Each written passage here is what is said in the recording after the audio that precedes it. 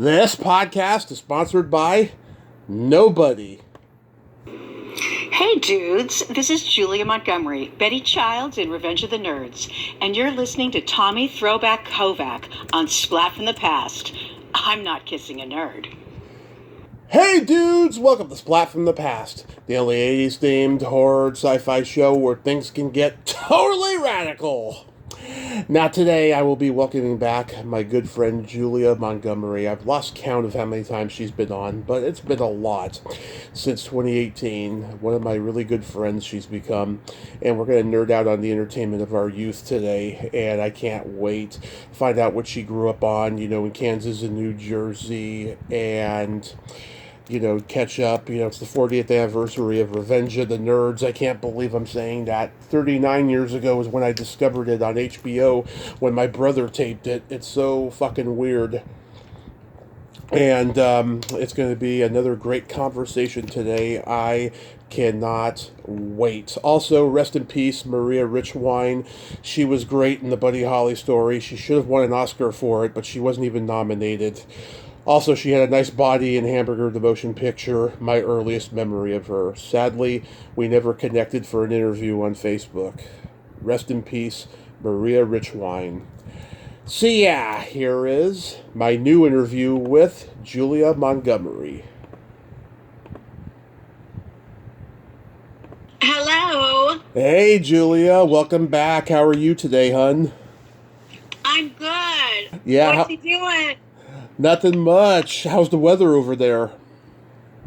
You know what? It's really nice today. This would be, if it just stays like this, it would be perfect. It's like 70 degrees. Yeah, that's about it over here. It's been really rainy and cloudy last 2 months, as a matter of fact. But right now, it's like 70. It's windy and it's nice. Oh, wow. That's beautiful. I've forgotten where you are. Right now, I'm in Modesto. We moved here last summer. Oh. You and your mom? Yeah. How's she doing? Mom is mom, like usual, but she's doing okay, I have to say. That's a great line. I'm going to borrow that. Been saying it for years. Yeah. So, going back in time, do you remember the first movie that had an impact on you in your childhood? The Sound of Music. Oh, love it. Totally. Yeah. I think I was like, I don't know, 6 or 7 when it came out. I don't really remember what year it came out, but I just remember 65. Okay, so I don't know if I saw it when I was 5 or not, or I don't know if I remember it when I was 5, but whenever I saw it, I'm like, oh my God, I want a mother or something like Julie. I want someone like Julie Andrews. Yeah.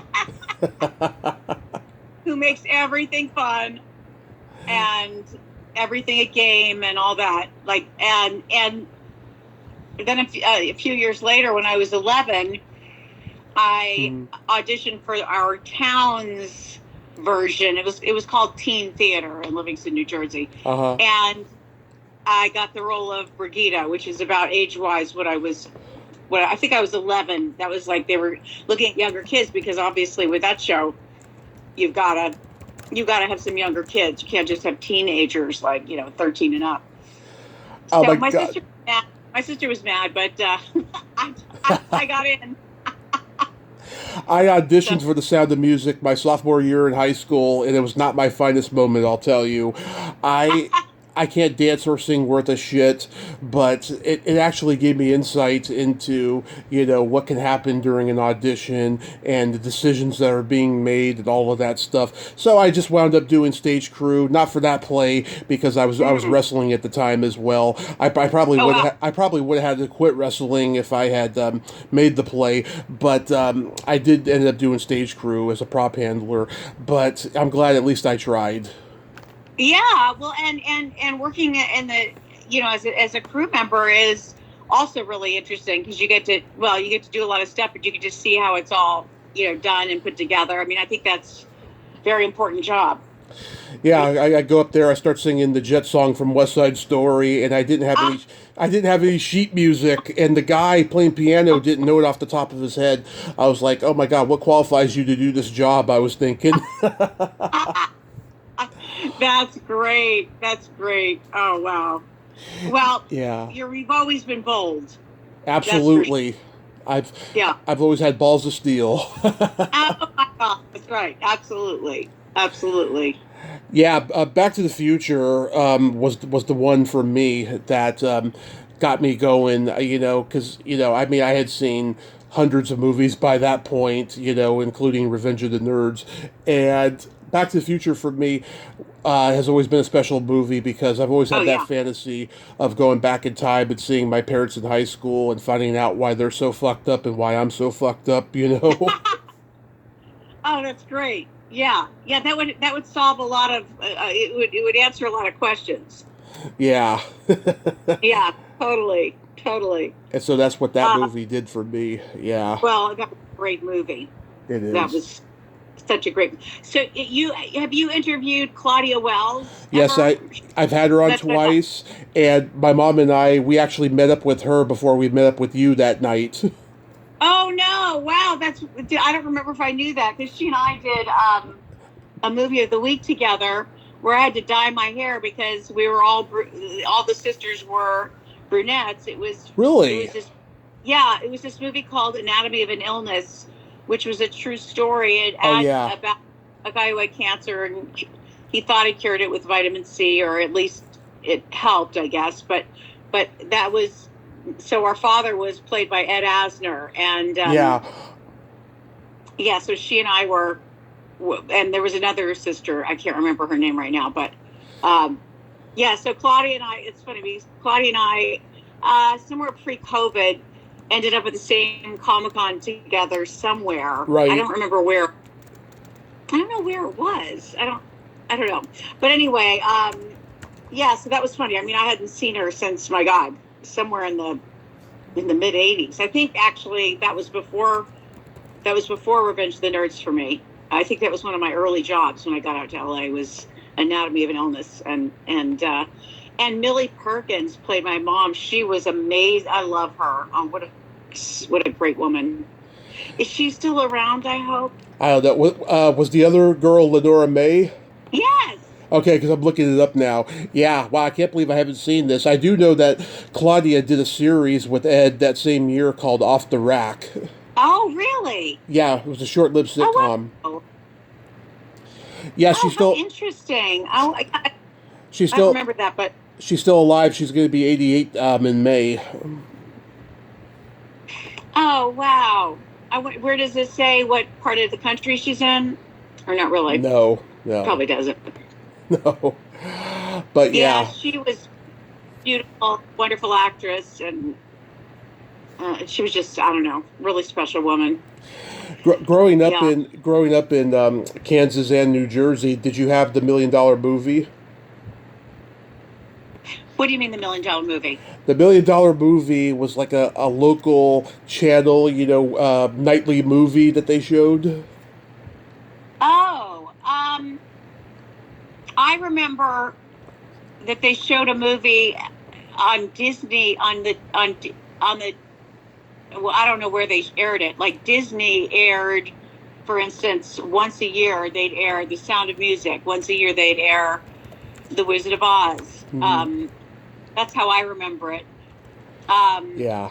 so I guess that was our $1 Million Movie. I don't remember $1 Million Movie, but I do remember when Disney would air whatever they called it. I don't know. I don't know how they worked it then. It was like I Well, guess it it's was had many different names. It was The Wonderful World of Disney. It was the yeah. So ABC Sunday wonderful. Night Disney Movie in my generation. Yeah. That's when they showed Earthstar Voyager, actually. Oh God. Yeah. Oh my God. The sleepiest, Yeah. most dull. Yeah. I mean, just dreadfully. And what a dear. I love the director. I don't know why. Yeah, I guess he needed to. James Goldstone, maybe someone needed to tell him or tell us We're going to have to make it a lot more peppy, like a lot more youthful. Have you ever interviewed Brian McNamara? Brian McNamara? Oh, I like him. No, I should get him. Yeah, it's funny because he knew. Well, he had an idea. I remember we all went out to dinner when we got up. We were shot in Vancouver, and he knew, and he said, "We've got to play this like we're kids, not like we're trying to be adults. We're bringing you like kids." And he was right. Actually, he was right. That would have given a lot more spunk. I mean, it was just like the most dreadfully long everything. Dull. Brian McNamara was right. That's funny. Yeah, I should reach out to him. He's really good at playing assholes. Yeah, he is. And in this one, he didn't. Obviously, I'm sure he didn't play an asshole in this one. But yeah. But maybe he should be directing because he knew what he was talking about. Yeah. That was. But unfortunately, that's not how it was directed. So we didn't do that. But that would he was right. So I wish I could tell. Did you find did you have a local horror host? What do you mean? What do you mean? You know, like back in those days. Okay, well, Vampira was already done by the time you came around, but like, there was like Ghoulardi. That was Ernie Anderson. Oh, I don't remember that. No. Okay. Yeah, because there was Ghoulardi, there was Sister Seymour in L.A., and Elvira ended up replacing him as like the host of a horror, of what? Explain this to me. So they dress up like a horror movie type of character, like a Dracula or a mad scientist, something, and they present a horror movie, and it's usually on late at night, like at 11 o'clock at night on a Friday or Saturday night, Oh, yeah. Yeah, that's funny. Well, I was never, I was not a huge fan of horror movies until I did some, but even that, and it's funny that, I think it's still called Girls Night Out. Oh, I don't know. Yes. Is it still called? Because they just did a DVD release a couple years ago. Yeah. Somewhere during, we interviewed, for the interviews at the end of the Blu-ray, right? Because they were bringing Blu-ray. But somebody said to me at a Comic-Con that was their favorite horror movie of all time, and I laughed out loud. I'm like, "You're kidding me!" Oh my God! I went back and watched. It wasn't bad for the type of horror movie it was. It was kind of scary, and I remember actually being scared, even though I was playing the part of. I guess it was probably. I was trying to remember which scene it was. It had to be when I was walking, alone outside. That's where all the other girls got killed. I think. Well, I don't know if that's where all the girls got killed, but I didn't get killed because I wasn't fucking around. That's that. My character was. I was true to my boyfriend, although he was fucking around. Yep. They never killed the guys who were fucking around. Just all the girls. It was so funny. So I guess I was the heroine. But anyway. I interviewed. Oh, who did I interview? I interviewed somebody from the movie 2 years ago for the anniversary because Laura Summer recommended him to me. Paul Christie? Who? Paul Christie? Paul Christie, that's who it was, yeah. Yeah, he was a lot of fun. I bet he was fun, and I hope he was fun in the interview. Very nice guy, yeah. He had some good stories there, and, he wrote songs with Meatloaf, and he did, a little bit of publication writing and improv. I mean, he's had a multi-layered career. He really has. And then is he sort of just banked on, like he did, what was the string of, was it a beer commercial? I can't remember. I think so. He did the voice on, he created it, and then it just took off. It was like, I don't remember if it was frogs he was playing. I don't know what it was, but yeah, I guess he made a lot of money doing that, after, because those were union jobs and whatever. But, yeah. But anyway, yeah, he's a funny guy. He was a funny guy for sure. We had a blast on the set. Oh my God. Do you remember the first movie you saw at the drive-in? Oh, wow. No, but I used to love going to the drive-in. But I really went mostly with my parents as a kid. That's a great question. Yeah. I know at one point Revenge of the Nerds was at a drive-in. It was screened at a drive-in. That was fun. But oh yeah. Anyway, that's a good question. What was your first movie at a drive-in? Wow. So when I was 2, my parents took me to see a double bill of Weird Science and Rambo 2 in the summer of 1985. Oh my God.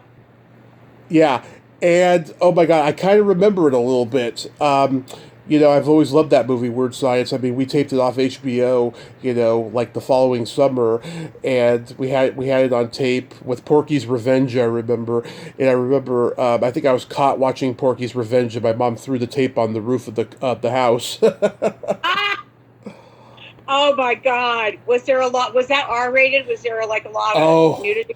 you have no idea. Yeah, those Porky's movies are dirty. I will tell you. Oh wow, that's where you got all your humor from. A lot of it, yeah. Oh my God, that's funny. I can That's funny.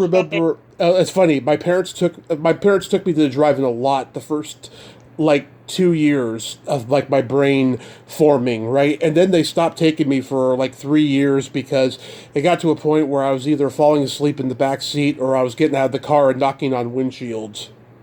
Oh my God, you're Yeah. such you're such a little troublemaker. You're just oh my God, the f- that's funny. the I first can imagine. time the first time I ever saw Charlie Chaplin, right? My mom had to go to the snack bar and complain about something at the drive-in, and there was this Charlie Chaplin cookie ad. It was like Bagley's Cookies. It was a little obscure cookie company, and I had never seen Chaplin before, and I liked the look of that cookie he was holding, and I was like, "Hey, mommy, I want a cookie just like that man has," and she was like, "You don't get a cookie. I'm mad."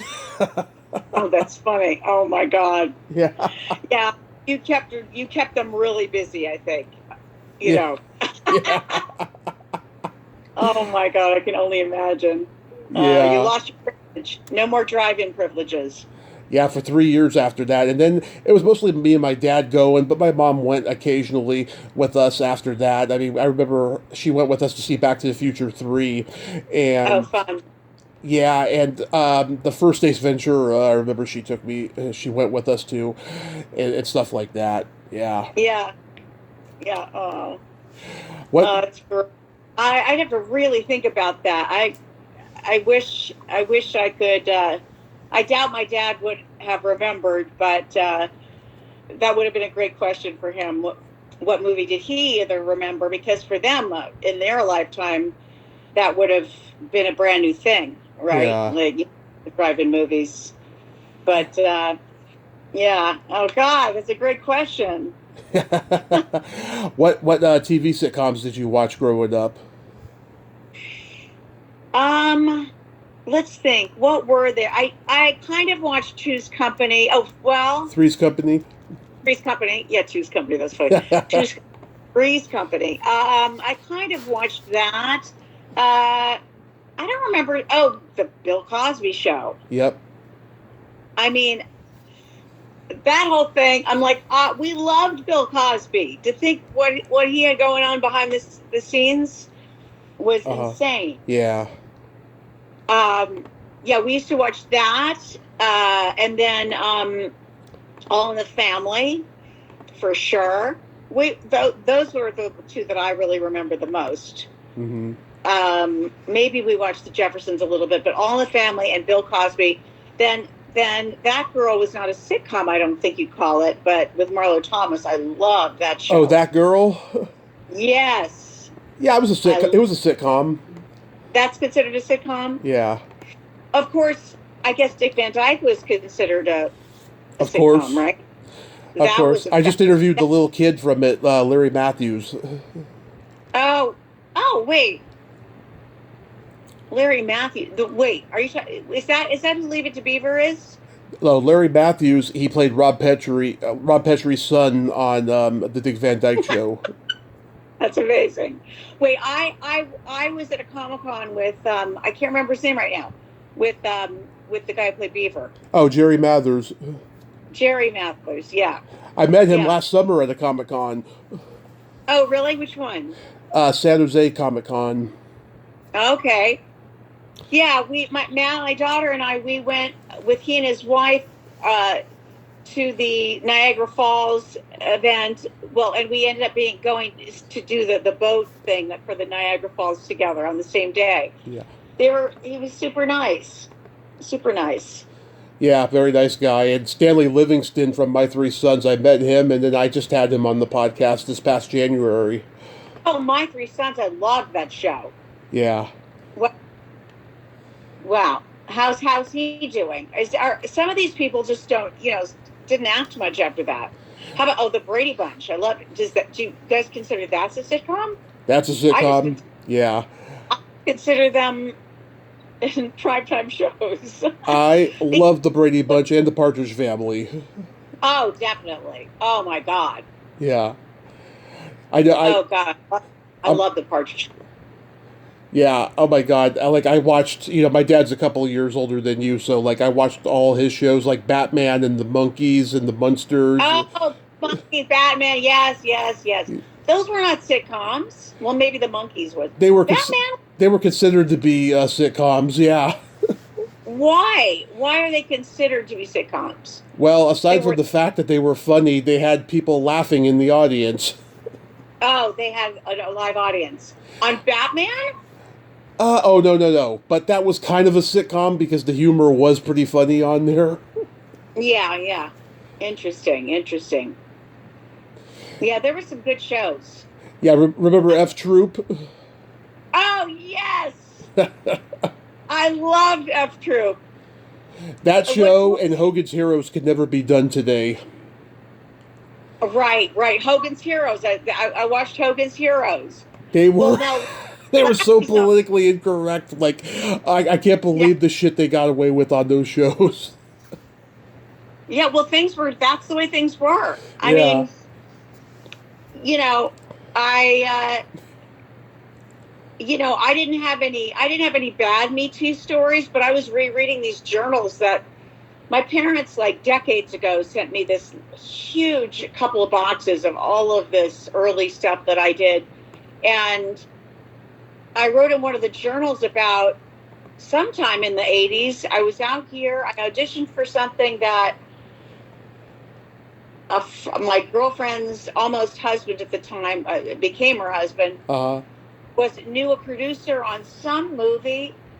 And so I went on the audition, I don't remember anything about the person himself, but whoever this producer was that I met said, well, yeah, I could, maybe I didn't audition, maybe I just went and met with them. And then they gave me the script, but they said, it was something like, well, I'll help you work on this. I wrote this in my journal and I have zero memory of it. I'll help you work on this, but basically you've got to do this, something sexual.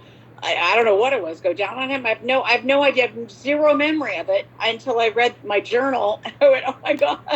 You sure he didn't offer you a drink beforehand? Yeah, probably. Yeah. Yeah, exactly. But seriously, that's awful. That's awful. But I was so insulted because I didn't really have that type of experience. The way you would think. So that was, I guess, my experiences. I have no memory of going back to audition for it. I certainly didn't meet up with the guy. Yeah. I can tell you that for sure. Because, I had a fast start. As far as, I got on when I was 16, I got on the first, TV show, which was One Life to Live, that I auditioned for. I didn't have that same desperation because I had a lot of things clicked for me when I first started in the business, and so I really wasn't oh, I'm gonna have to do this for this. What?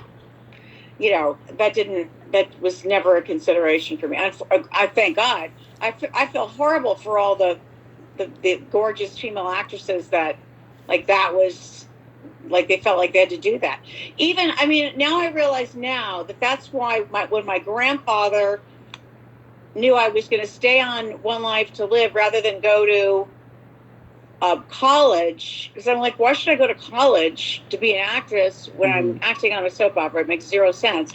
But now looking at it from like a grandfather's point of view, and when he grew up, all the actresses apparently had to sleep with whoever, the producers and whoever, to stay or get these roles or whatever the fuck it was. And I realized now that was why he was like, well, beauty fades. Yeah, beauty does fade. He was right. but that was how they painted actresses in his generation. Yeah. So anyway, I didn't have too many of those Me Too moments, I can tell you that. But I can't believe the number of people who did. I mean, it's endless. But and it was accepted, because the fact that I don't remember tells me that was sort of somewhat that was accepted. Yeah. So anyway, it's so disturbing, but yeah, I mean, I know I heard a story. There was a producer. He literally had a bed in his office because that was going to happen. Oh wow! Ew. Yeah. Yeah, that's really gross. I mean, that's terrible, because as we all know, there's only so many parts, and so I'm sure a lot of girls, did things they didn't necessarily want to do and never got the part. I mean, yeah. But anyway, I digress. I was shocked to read my journals and go, what? This is like, oh, I did have a Me Too, except for I didn't do it. And I was just like, I was shocked and insulted. Did you like TV Westerns? Yeah, Bonanza. Yep. Total crush on Adam. He dressed all in black. Yeah. Total crush. I don't know what happened to that guy. Why didn't I have a crush? I'm sure I liked Michael Landon. He was so cute. Yeah. But I liked the guy who was all in black. Well, that just tells you too much about me. I like the back. Oh, I guess. Is that Pernell Roberts? I guess. Yeah. I don't remember. It was. He was Trapper John later. Oh, God. What kind of criteria did I have? Yeah. Yeah, absolutely. Yeah, my dad used to call me his little Hoss Cartwright when I was a kid. Oh, that's so cute. Because he loved Bonanza. Yeah. That was a great show. Yeah. I mean, these were great shows. I don't know. I guess, there's so many channels now. It's hard to settle in and know one network or, just the main networks the way it used to be. But I don't know. That's, to think about these old shows. How about Outer Space? What was it? Lost in Space? Lost in Space. Yep. Love that show. When I see any parts of those show now, I'm like, how could you love that show? It looks so ridiculous. I talked to Marta Kristen last year. Oh God. And how did that go? She's a very interesting person, say the least. Just all over the place, loopy, fun. She did some titty movies after that show ended. Oh wow! Yeah. Right. Oh my God, that's crazy. Yeah. Do you remember the old variety shows with all the celebrities? I remember the Carol Burnett show for sure. Carol Burnett. There was Laugh-In, and then there was Laugh-In.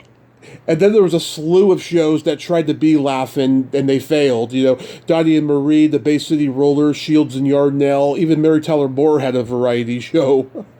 Oh, you're kidding! Oh, I love the Mary Tyler Moore show. Yeah. I love Laugh-In. The Carol Burnett show was amazing. Yep. Oh, I was thinking of the Jackie Gleason show. Oh, I later met Jackie Gleason, not that much later. Like when I was a teenager, I met Jackie Gleason because my one of my good friends from junior high and I, while we were in junior high, her parents had some condo or whatever in Florida. Mm-hmm. I guess where Jackie Gleason maybe had. Well, Jackie Gleason was playing golf, and he couldn't. I don't blame him, but he couldn't have been less interested in me and my girlfriend Diane. not like as far as, oh my God, hi, Jackie Gleason, hi. He was like, whatever. Well, just leave me alone playing golf. That kind of feeling. To the moon, Julia. What's that? What's that? To the moon, Julia. Yeah, to the moon. That's right. To the moon, Alice. To the moon. Oh, God, they were so funny. They were the best. The best. Yeah. Yeah, Sonny and Cher, they had their variety show. Oh, I like that show, too. Yeah, see, we had a lot of good shows. Yeah, a lot of good ones. But yeah, so many people were trying to be like Laughing, though, and they just failed. The last one I can think about that was a good variety show. It didn't last long. Tim Conway, he had a couple of them, but the last one he did was in 1981.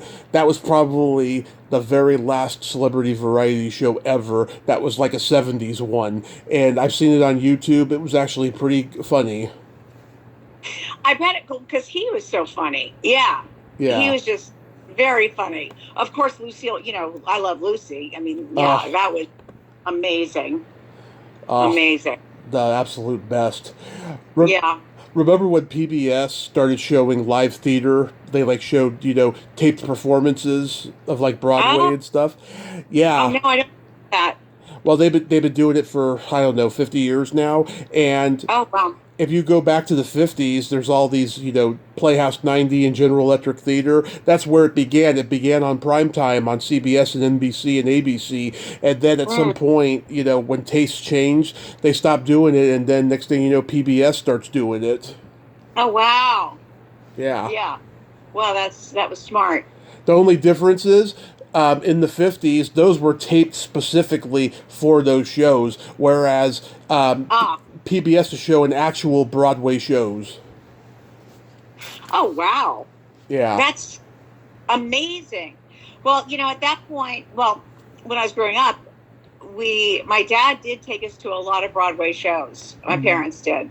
And that was really fun. But I had no idea they were also on television. I went to see... we went to a bunch of different shows. Not like every week. It was always very special, but it was Shenandoah, Gypsy. I remember seeing Angela Lansbury. I think it was in Gypsy when I was about 8, because when I was 8 and we went to that, I'm pretty sure it was Gypsy. It was definitely Angela Lansbury and whatever it was. I remember being so moved by her performance. And of course, we all stood when, it was curtain calls and just cheered and clapped for her. And I remember I was crying, it was so great. I was crying. And then later I go and much later do A Murder, She Wrote. And Angela Lansbury was amazing. I've probably told you this before, and you've probably heard this. But she would always come down and rehearse every day, whatever the scenes were, with her cast. Nobody did that. Nobody came and rehearsed with their guest cast. I mean, Pierce Brosnan certainly didn't. On Remington Steele that I did, and that was a hard role for me because I had to be all kind of touching him and flirting with, heavily flirting with him. But it was a TV show, but it was still heavily flirting and touching him. Yeah. And he was very much his character, the way he was very standoffish. Mm-hmm. And there was zero rehearsal. I remember feeling oh my God, this is so hard. Couldn't he, as the actor, make this a little easier on me? You know what I mean? Yeah. But he never came down to rehearse. Later, I met him at a party. I didn't even tell him we worked together.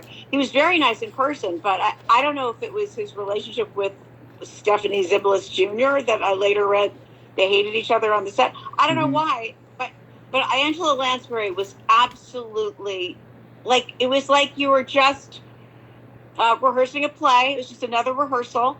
We were all there together. She didn't make any we're going to walk through this. Let's play through this. Oh my God, it was so wonderful. And much, much later, about 15 years ago, I ran into her at a store in Santa Monica, a seafood store where you go and buy fresh seafood and take it home and cook it, called Santa Monica. In that time, it wasn't a restaurant and a fresh fish store. It was just the fresh fish store. And Angela Lansbury and I ended up happened to be there at the same time, and like there was like one other person in the store. When you walk in a store and you see Angela Lansbury, like I saw her from the back, and I went, oh, that's got to be Angela Lansbury. She's very tall. Yeah. She's very, very specific, statuesque, beautiful, beautiful woman. And I went, oh my God, it's Angela Lansbury, and I'd already worked with her, and so I went and kind of got like, you know, a foot and a half, 2 feet, like I was the customer next to her, but thank God there was like only one other person in the store, because I didn't want to like, you know, a lot of times celebrities are not looking for people to see, to know them, you know, to like recognize them, but because I worked with her, I said, and I was very quietly, I was like, Angela, and she turned to me, I said, hi, it's Julia Montgomery. I worked with you on Murder, She Wrote. She's like, oh, hello, Julia. She was so dear.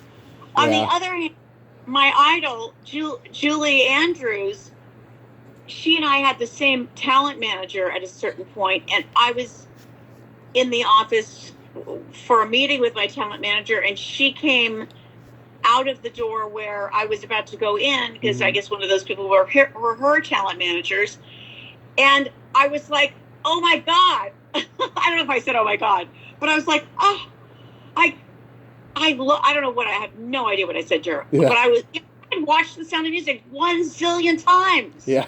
I mean, my idol, like literally, and she was so cool. Like, she was so not Angela Lansbury. I was so disappointed, just because I was never the kind of fan, because I was on a soap opera. I know what it is to be hounded, and I tried to always be very gracious to my fans. Maybe there was a moment I wasn't, but I don't really. I really tried, because, you know, and so Julie Andrews unfortunately was not Angela Lansbury. Angela Lansbury was unbelievable, but Julie Andrews, but yet today, even if I'm thinking about a character or whatever, I think about characteristics that Julie Andrews played in her character Maria, and they light me up. It's like, ooh, you know, like, oh, you know, you can infuse like energy and fun, and, you know, like, what did Maria in The Sound of Music want for those kids? She wanted them to have fun. She wanted them to feel loved. I mean, she was like my idol as far as being any kind of a mother figure, and also as an actress. Like, I just, even to this day, I get excited. But even though she disappointed me personally, I still had my ideal I kept that, even though I was like, well, she wasn't so great a person, but she was so great in that role, and she's a wonderful actress. I mean, she's done many other roles, but that was just like a molding role. That, and then after that was Mary Poppins. I mean, you know, I've interviewed her stepdaughter, Jennifer Edwards, who's Blake Edwards' daughter. I've had her on twice, and I love her. She feeds off my energy, because she knows I'm a true fan of both of her parents' work, and we just have great conversations, you know. And she's like you know, she doesn't mind a guy's sense of humor. She's got a great laugh and everything. When we know at the end of the interview you're going to give us some horrible, dirty joke. Always. God. Do you remember the first album you ever bought with your own money? Oh, God, I had a lot of albums. Yeah. I remember my first concert was James Taylor. I remember my brother had an album of The Ventures, the Ventures, and it was the album where... I'm friends with the guitarist's daughter. No. Yep. Well, the album I remember is probably one that you'd remember as a guy. This gorgeous, not a natural blonde, but a platinum blonde in a gold shimmery bikini, and on the album cover. And as you open the album cover, there was the rest of her body, and I'm like, if I could only be her. Yep. Like, if I could only be her, my whole life would be complete. Yeah, the Walk Don't Run album. Oh my God, that is a classic album of like surf rock, you know. I'd have to listen to the album again. I just remember staring at the album cover and going, oh wow. But I should listen to that. I should find that and listen to that. Oh my God, so funny. Yeah. I don't remember I Go ahead. remember buying a lot of 45s. I'm sure I must have bought an album, but I don't even remember what my first 45 was. There was a, but you know, like, even though I was not, I liked a lot of 50s music, even though I was born after that. Yeah. Because it was romantic and fun. You know, it was always about the boy and the girl. That's where you could always find me. You know, like the boy and the girl falling in love. That was what I was always after. So yeah. I was an MTV kid, so like Phil Collins and Poison were like my first two CDs I bought with my own birthday money. And it's funny, my parents had all their old vinyl records, right? And I loved them. Just that stinky, musky smell was just so intoxicating. Yeah. And they had everything from Johnny Cash live at Folsom Prison to Rod Stewart to the Beatles and the Stones, everything. Wow. Amazing. Yeah. Fleetwood Mac's Rumors, Foreigners, Double Vision. Yeah. Yeah. God, these are great. I mean, albums were, I mean, you know, we just, in my generation, we would just study those album covers. We would learn every word. We would play the same song again, staring at the album cover with the word. Like, it was like, that's what we did. It was fun. It was really fun. Yeah. Oh my God.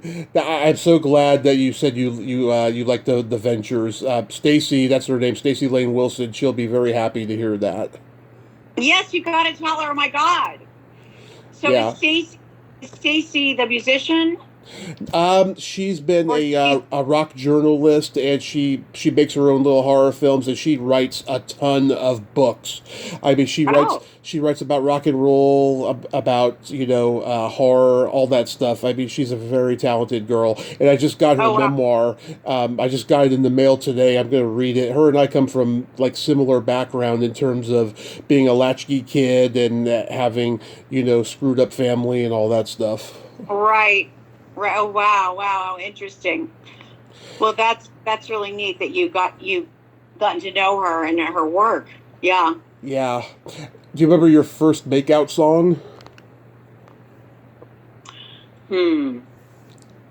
No, but I remember playing Spin the Bottle and going with somebody in the closet for, like, really it was mostly a kiss. I don't think we really did anything else, but I'm pretty positive we didn't. But right now I can't remember who I was in the closet with, which is pretty funny because I think we were like 11.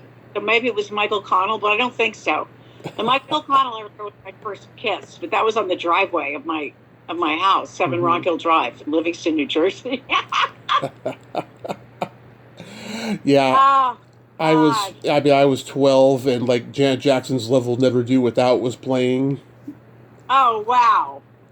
So you were going for the makeout. You're like, okay, this is the album. No, it was just, we were in an arcade, it was dead. Oh. That place was closing down pretty soon, so, it was just a moment of truth type of a thing. Oh, so sweet. Oh, wow, moment of truth. Oh, I love it. That's great. So you obviously remember who it was and everything. Yes, but I won't say her name. Oh. That's fun. How about the first comedy record? I didn't have records. Really? Meaning, like, listen to like kind of stand-up or people. No, stand-up, I never did. Improv, yeah. On an album? Oh, there was improv. There was the Firesign Theater at that time. Oh yeah, I did not listen to that. That's interesting. Yeah. Oh, they had gold and platinum records in the 70s, the Firesign Theater, and like only comedy nerds like me remember those albums. But they were like top 10 gold platinum selling albums. They had, what's his name? James Garcia, who was Chicago and Blood, Sweat, and Tears producer. He was producing their records. Yeah, wow. Columbia Records too. Wow, that's cool. Yeah. Yep. Yeah, we had Lily Tomlin's This Is a Recording. My mom had that. She loved that record. Cheech and Chong's Big Bamboo. And we had... I remember. Yeah. Yeah, That I that's in, it had like a rolling paper cover inside. yes, Yeah. I remember that a lot. But I also, for some reason, I don't know if this was around the same time. Was if Cheech and Chong album was generally the same time that like Neil Young and the Harvest album? Oh yes, with the Heart of Gold and the Needle and the Damage Done. Yeah, I don't know. I'm having some sort of flashback. Of, oh, and then I guess it was the Rolling Stones that did "Time." Time is on my side. That Who was that? I think that was their second album, 10 by 5. That I may have. That wasn't my first makeout, but that might be my first great makeout. That with Neil Maloney. I'm happy to say his name. Neil Maloney.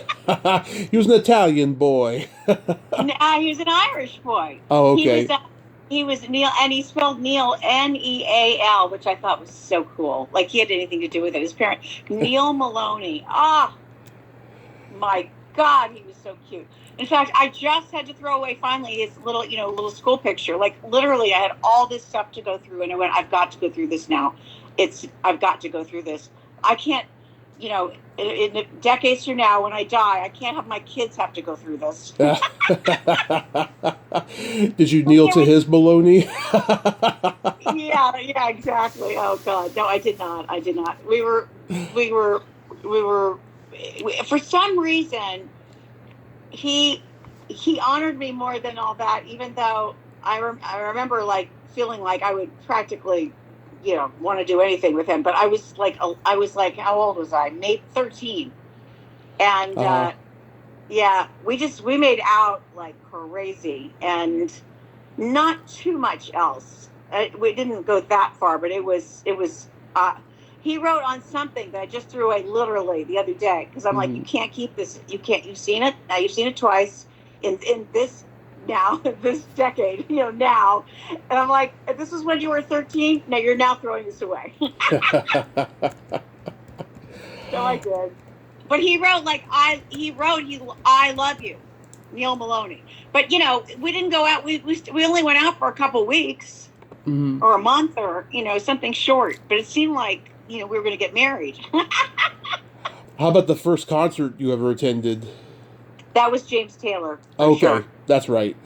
Mm-hmm. I had two first concerts. I went to the county fair with my dad and saw Steppenwolf, and the lead singer John Kay was the only original member, and it was okay because he was very charismatic and he was a real showman, so it didn't matter. They sounded good. And Oh wow!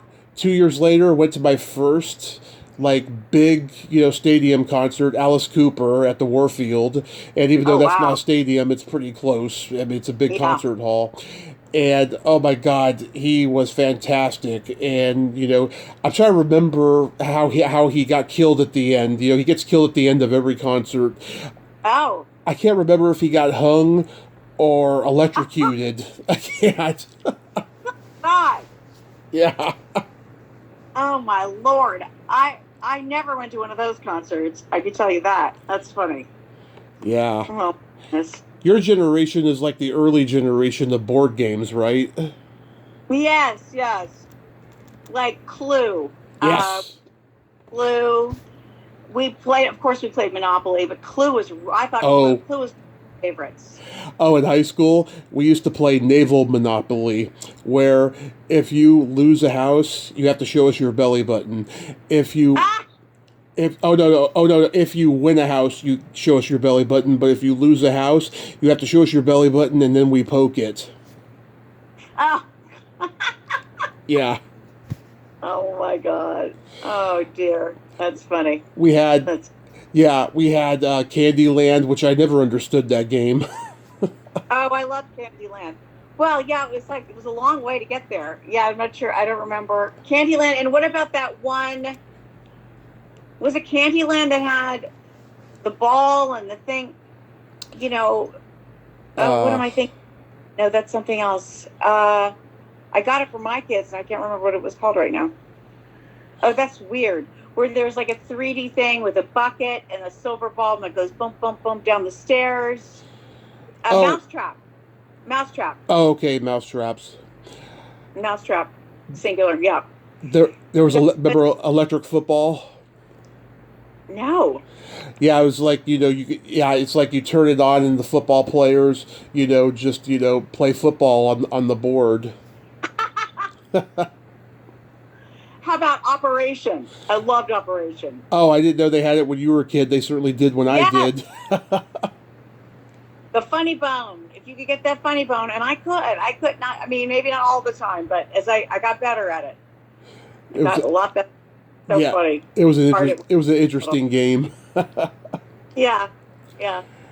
Oh my God, yeah. Oh God, what was that one called? Uno. Oh, Uno. Yeah, Yeah, used to. that. Yeah, that was a fun game. I don't remember exactly how that went, but I do remember that. So I've even seen it recently. How about Stratego, or was it Strat? What was it called? Stratego or Strategy. Strategy? Yeah. That was hard. That was hard. I remember I was like, oh, this is taking too much strategy. I must have been playing my somebody older than me, because yeah, I don't remember being. I think I felt like, no, I can't. This is not going to be a good game for me to play against my older brother or sister. Yeah. Do you remember the first time, whether it was intentional or by accident, you saw a porn movie? I know. I don't think I hadn't seen a porn movie for quite a long time. Okay. Quite a long time. Like, I don't even. Maybe when in my 30s.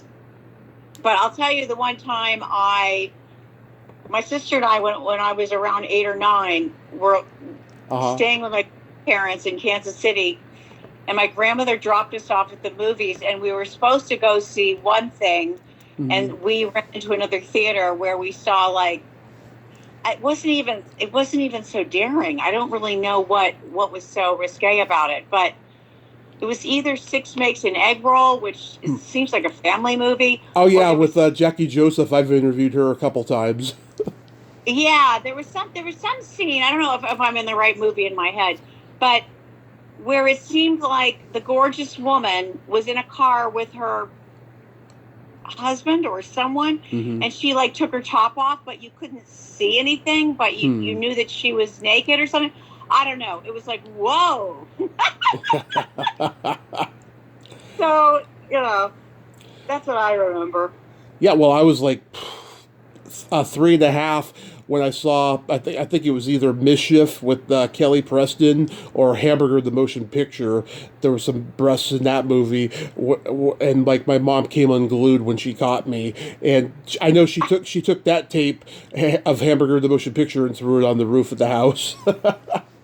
Oh, that's funny. That was the place. And what was the one with Kelly Preston? Was she naked? Yeah, that movie was called Mischief, and it was 1985. I've talked to Doug McKeon, who was in the sex scene with her. He told me how awkward it was for both of them, and how uncomfortable it was. But they got through it. There was a lot of humor during that scene, and yeah, I mean, she was gorgeous. I'll tell you. Oh God, she was absolutely gorgeous. Just drop dead gorgeous. But I was 10 the first time I accidentally saw a porn movie. My mom works for the cable company, so we had all these free channels, right? Oh. And we had this channel called the Spice Channel, and I didn't even know we had it. I heard my dad reference it, but like I didn't know we had it. So I turned it on, and I see some heavy petting going on, right? And I watched the scene, and then I turned it off in fear that I'm going to be caught.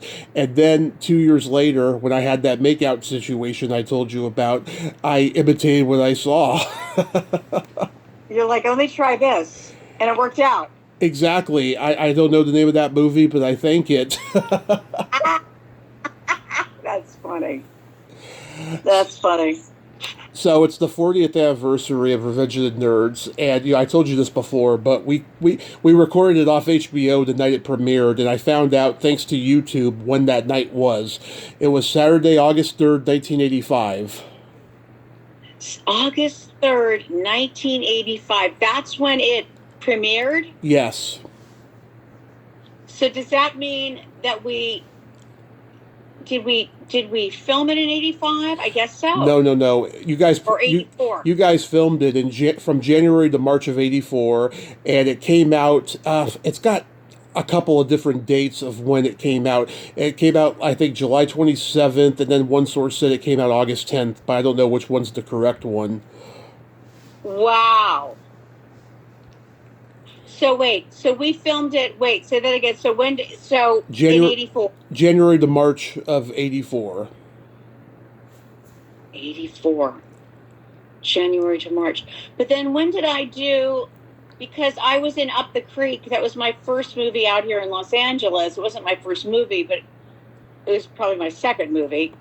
Not movies of the week and stuff like that. Yeah. Then I did Up the Creek, which was before Revenge of the Nerds. That must have been in the summer of '83. I thought I moved out here at the very, I'll have to, I think, I'll have to find out when that crazy film, that was a silly film. It wasn't very good. I know, my brother had that on tape as well. Well, that's funny. We had fun doing it though. Yeah. Oh my God. So yeah, it's a 40th reunion. I've got a bunch of Comic-Cons. It just really a lot of, like, I don't know how many there are. I found a couple of Days of the Dead ones. You do Indianapolis in July, and you do Atlanta in October. And I do something in June. Where the hell am I in June? I'm trying to look at my... Oh, June I'm in the Duke City Comic-Con in Albuquerque. Mm-hmm. It's like in July I'm at the Day of Dead in Indianapolis. Mm-hmm. I don't know if September I don't do anything or I do. Let me see. I should get this on my calendar. November I have something, I guess in October. Mm-hmm. Yeah, so it's funny. It's fun that the Days of the Dead are embracing us. Yeah. I love the lineup of guys that you got going to be there and stuff. I wish somebody would locate David Wohl and like have him reunite with you guys. Oh, David Wohl, he was so fun. Yeah, I wonder where he is. There was a point 30 years ago where I did, well, not 30, but less than that, maybe 25, mm-hmm. or that I did have a conversation. Maybe I even saw he and his wife. They were lovely. I'm surprised that he's not at these. I hope he's doing okay, David Wohl. Yeah, I had no idea. But last year, I interviewed the cop who talks about the guy that was arrested for mopery. Well, that was one of our producers. F. William Parker. He's mostly a character actor, who's done a lot of TV and stuff. We talked about all of that stuff. Yeah, he wasn't a producer. Oh. Maybe the guy who was exposed was a producer. Yes, yeah, like there was something in there. Okay, here's David Wohl. Yeah. And a couple of months ago, I interviewed the lady who played Wormser's mother. Oh, Kresmersky. Yeah. Oh my God. So I tell you what she told me. So yeah, she did the movie as a favor to one of the casting directors that was a friend of hers. She saw the script and she's like, "This is atrocious. This is not going to go right." And she goes out to Arizona for 2 days. She shot 2 scenes. Only Wormser's introduction scene ended up in the movie. The other scene didn't end up in the movie. And she gets recognized for it all the time and meets people all the time who love the movie. And she's like, I still don't understand the appeal to it, but I'm glad I did something that people love. I don't even, it's funny, I barely remember her. Yeah, just when they walk in, right? When they walk into the auditorium. Yeah, in the gym. And what was her name again? Kresmersky. Okay, interesting. She went to high school with Rob Reiner, and both Rob Reiner and Carl Reiner gave her a lot of roles and stuff that they did in television and a couple of movies and stuff. Oh, that's amazing. That's so funny. That's so funny. Yeah, and then I remember last time we talked, I told you I was trying to get the girl who took Lewis's virginity. Um, Oh that yeah. that that's kind of a weird situation because I was trying to. Okay, so I DM'd her about 2 years ago or so, and I didn't hear anything. So then I noticed her cousin was commenting on a lot of things on her Facebook page. So then I DM'd her cousin, and she was jerking me around and everything. But then just recently, she told me, like, I don't think she's going to do it because, she says it wasn't a very good experience. And Real. I'm thinking to myself, okay, well, in every movie from the 80s that was a raunchy teen sex comedy, there's always at least one unsatisfied customer, so maybe she's it, you know? That's funny. I don't remember her that way. Maybe I don't know. Maybe there was stuff that went on that, Yeah. because again, it was a different time, and so maybe, yeah, there could have been something that wasn't as obvious from where I was sitting. You know what I mean? Yeah. And next, what she's talking about. I don't know what I don't know. I feel bad for her, but she was great on camera, I thought. She was fantastic, in that little tiny part, Yeah. I mean, if anything changes, I'll be happy. But that's sad if it wasn't a good experience for her.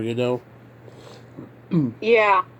The girl who played Poindexter's girl that he smokes pot with and laughs with, she died I don't know, a decade ago or something. I found out. Oh no.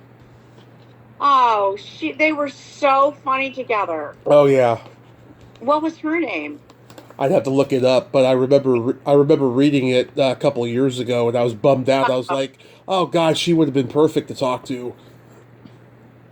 Yeah. Oh, that was such a funny scene. I'm sorry to hear that. And crazy to think. Next week, I got Greg Binkley coming on. Oh my God, that's so funny. Yeah. He seems like a nice guy, really nice guy. Yeah, tell him I said hi. Absolutely. I sure will. Oh, that's great. The actress who plays his cougar in Nerds 4, she's a friend of mine, and she's going to be really surprised that I've got him coming on. Oh, that's great. Oh, that's so funny. He's done some good stuff, hasn't he?